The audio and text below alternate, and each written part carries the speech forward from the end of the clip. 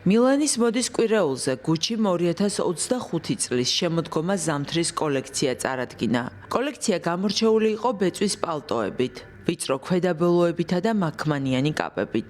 წარსულს ჩაბარდა გუჩის წითელი ფერი, ახლა სცენაზეა მუქი მწვანე.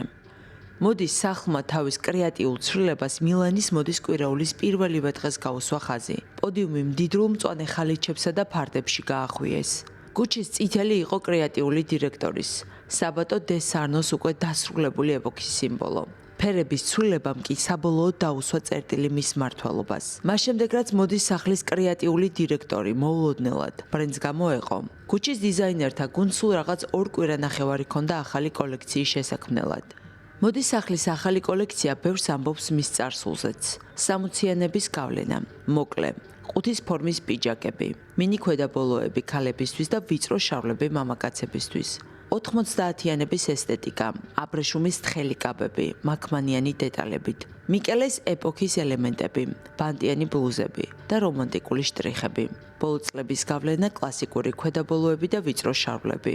მოდის ექსპერტების შეფასებით გუჩის ახალი კოლექცია მდიდრულია. თხელი აბრეშუმის ქსოვილები, მაქმანი, ხელოვნური ბეწვი და მარგალიტის ფერი ტყავი ქმნის გლამურულ და დახვეწილ სტილს.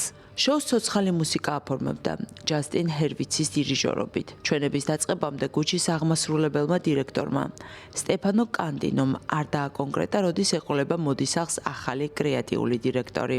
გუჩი 2016-2020 წლებში მოდის ინდუსტრიის ერთ-ერთი ყველაზე სწრაფად მზარდი ბრენდი იყო. ბოლო წლებში კი გაყიდვები შემცირდა. ამას უკავშირებენ მოდის მოყვარულთა მხრიდან ბაროკო სტილისა და გენდერულად ნეიტრალური დიზაინების მიმართ ინტერესის შემცირებით.